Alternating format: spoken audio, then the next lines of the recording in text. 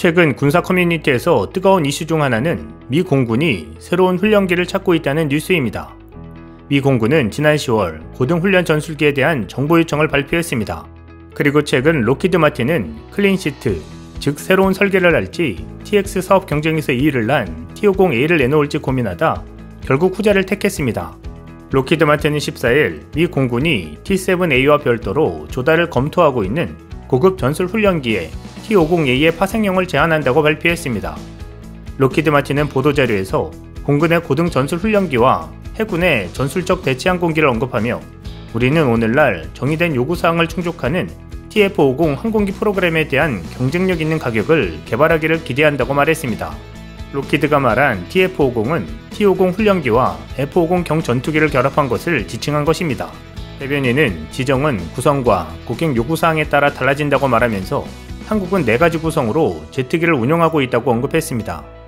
고급 제트 훈련을 위한 T-50, 인입 전투 훈련을 위한 TA-50, 블랙 이글 시연팀을 위한 T-50B, 그리고 경전투기용 FA-50 등을 설명하며 TX 대회에서 제안된 T-50A는 5세대 조종석, 첨단 항공 전자공학, 내장형 훈련 시스템, 공중급유 능력 및 충족하기 위한 기타 개선사항을 갖춘 기존 항공기로의 블록 업그레이드였다고 말했습니다. 대변인은 TF-50은 레이더, 전자전 시스템, 전술 데이터 링크 및 기타 기능을 포함하는 추가 개선사항이 있는 경공격 전투기, 훈련기로 구성되어 항공전투사령부 요구사항을 충족한다고 말했습니다. 미 공군은 파일럿 양성에 사용하고 있는 T-38 탈론을 갱신하기 위해 T-7A 레드호크를 351기 조달할 예정입니다. 하지만 미 공군이 올 10월 갑자기 T-7A 레드호크와는 다른 고등 전술훈련기를 최소한 100대 조달하고 싶다고 발표해 정보 제공 의뢰서를 정식으로 발행했습니다. T-7A의 역할은 파일럿 양성을 T-38 탈론에서 인계하는 것이지만 공군이 새로 조달을 검토하고 있는 ATT는 T-7A로 윙마크를 획득한 신임 파일럿이나 숙련 파일럿이 실기를 위해 실시하는 훈련 비행 시간을 삭감하는 것을 목적으로 하고 있습니다. 보다 구체적으로 말하면 비행 비용이 비싼 F-22A나 F-35A를 사용해야 할 훈련의 일부를 비용이 저렴하고 전술 훈련을 시뮬레이션 할 수 있는 기체로 대체해 전투기의 운용, 유지 비용을 감축한다는 뜻입니다. 미국 공군이 운용하고 있는 F-35A의 연간 운영 비용은 한 기당 780만 달러로 조속기 410만 달러까지 삭감할 것을 록히드 마틴에 요구하고 있습니다. 미 정부 설명 책임국은 F-35A의 연간 운영 비용이 그대로 진행되고 1192대의 F-35A가 가동돼 운용의 피크에 이르는 2036년을 맞이하면 공군은 1년간 93억 달러, 약 11조 200억 원의 운영 비용을 부담할 필요가 있고 적정 비용의 오차는 약 44억 달러, 약 5조 2천억 원이 된다고 경고하고 있습니다. 이 문제를 심플하게 해결하기 위해서는 F-35A의 연간 운용 비용을 410만 달러까지 떨어뜨리는 것이지만 미 공군 상부의 대부분은 비용 삭감의 목표를 록히드 마틴이 달성할 수 없다고 생각하고 있습니다. 그래서 새롭게 ATT를 도입해 F-35A의 운용 유지 비용을 감축할 수 없을까 생각하고 있는 상황이었습니다. 보잉은 T-7A의 개조기로 ATT에 도전하는 것을 표명했고 록히드 마틴도 ATT 도전을 표명했지만 T-50A로 도전할 것인지 완전히 다른 신형기를 개발해 도전할 것인가에 대해서는 언급을 피하고 있었습니다. 그리고 마침내 록히드 마틴은 ATT에 T-50A의 개조기로 도전해 경쟁력 있는 가격을 제공한다고 발표한 것입니다. 록히드 마틴의 설명에 따르면 ATT에 제안하는 T-50A의 파생형은 미 해군이 T-45 후계기 프로그램과는 별도로 시작한 전술적 대치 항공기의 해군판에도 대응하고 있다고 말하고 있습니다.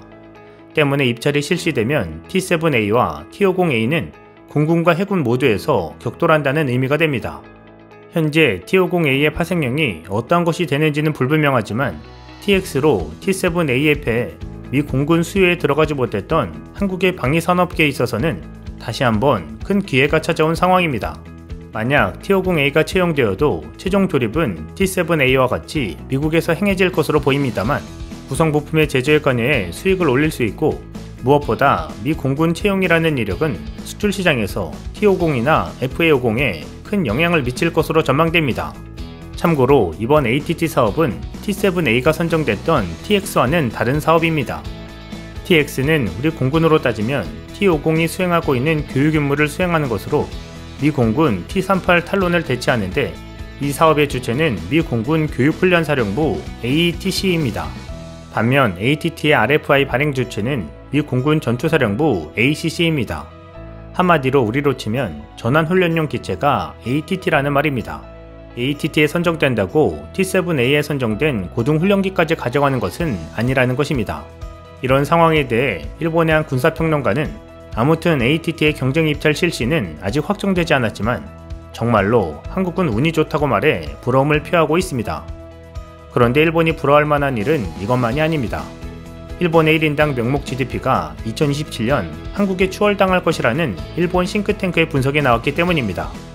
니혼게이지 신문이 일본 경제연구센터의 전망을 근거로 16일 보도한 내용에 따르면 해당 시점 물가가 반영된 1인당 명목 GDP가 2025년까지 한국은 연 6.0% 증가하는 데 비해 일본은 연 2.0% 성장에 그칠 것으로 예상됐습니다. 국제통화기금에 따르면 2020년 기준 1인당 명목 GDP는 일본이 39,890달러로 한국 31,954달러를 25% 웃돕니다. 그러나 행정 등의 디지털화가 늦어진 데 따른 상대적으로 낮은 노동 생산성 상승에 따라 일본의 1인당 명목 GDP 성장세가 둔화하면서 일본은 2027년 한국에 이어 2028년에는 대만에까지 추월당할 것으로 예측됐습니다.